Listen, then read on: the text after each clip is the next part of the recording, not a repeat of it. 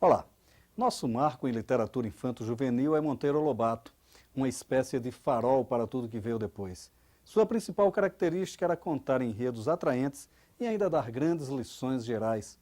O escritor Pedro Braga, nosso entrevistado de hoje, segue o mesmo caminho ao apanhar os episódios do folclore e da história para falar de ecologia e xadrez. Na dica de leituras, a vida real que explode dos livros Antologia Pessoal, de Éric Nepomuceno, e A Ceia Dominicana, romance neolatino, de Reinaldo Santos Neves. Agora a gente conversa com Pedro Braga.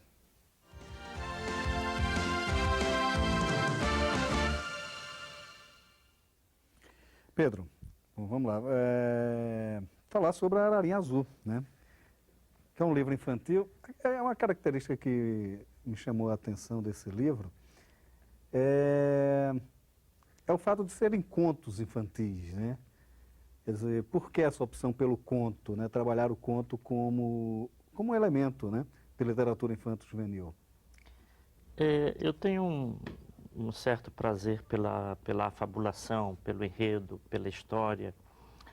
E eu fiz uma primeira experiência que foi escrever O Lobo-Guará e o Bicho-Folha, que eu escrevi como um conto. E foi muito bem aceito pelas crianças.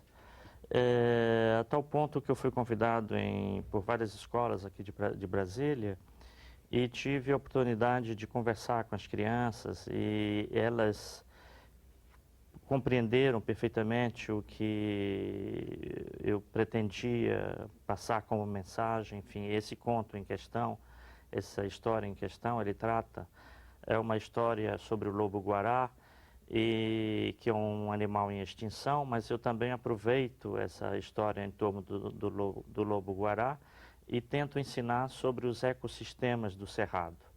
Então eu vi que havia muita receptividade e as crianças, o imaginário das crianças é muito voltado para a questão do conto. Eles apreendem melhor o conteúdo quando a gente envelopa esse conteúdo em forma de conto, de história, de uma narrativa.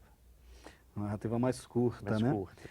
Mas aqui você termina fazendo todo um apanhado sobre essa questão ecológica mesmo, né? Quer dizer, um trabalho, não só o Lobo-Guará e também o conto da Ararinha, mas todos os outros contos, eles estão envolvidos com essa preocupação ecológica ou histórica, né? Porque você faz alguns passeios pela história, sobretudo a história de Portugal, né? É verdade. Eu sou de origem portuguesa. Portanto, desde cedo eu comecei a assimilar e a ler, a conviver com os fatos históricos, com as lendas, com os mitos da cultura portuguesa, que estão muito presentes, aliás, na cultura brasileira, não poderia ser diferente.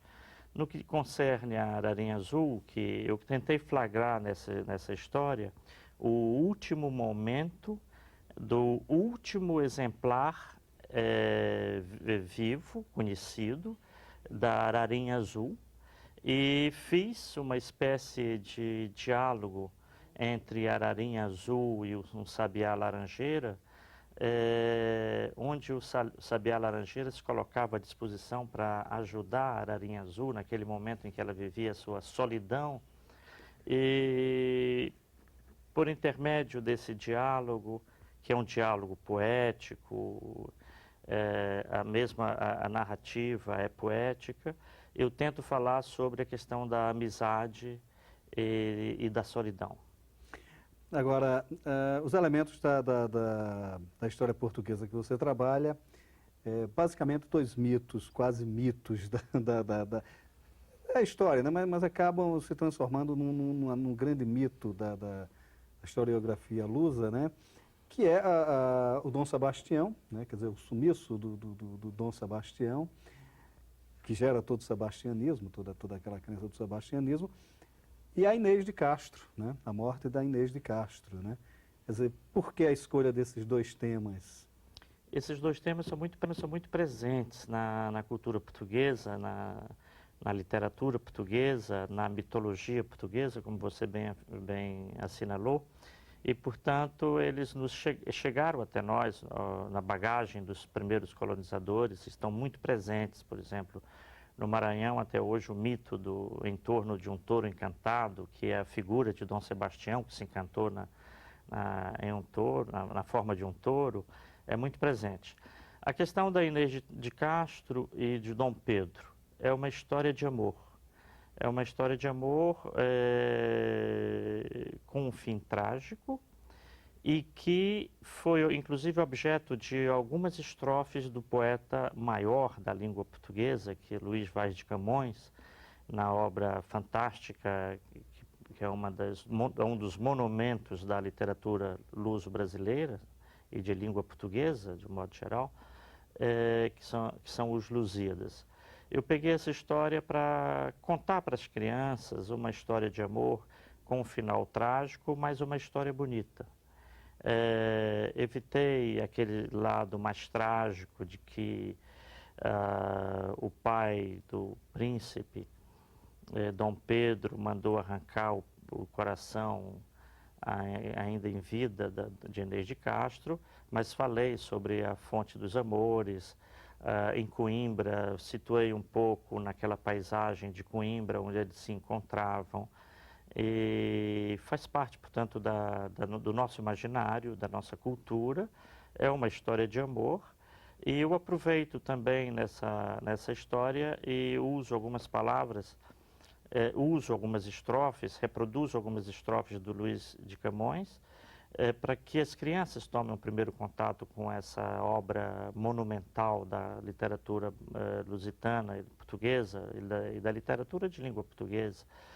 Para as crianças, uma primeira introdução da obra de Luís de Camões, e depois eu faço um vocabulário com algumas palavras usadas para que as crianças também adquiram um hábito de recorrer a dicionários e aumentar o seu repertório vocabular. No que concerne a questão do encoberto, do rei sumiu, que é a história de Dom Sebastião, é outra história muito presente na nossa cultura, e pelo fato de ter toda aquela roupagem, digamos assim, que lembra um pouco as histórias do Zorro, né?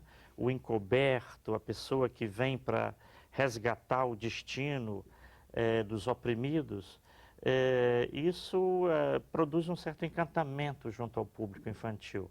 Então eu achei que ele tinha um potencial de despertar na criança esse aspecto da aventura, né?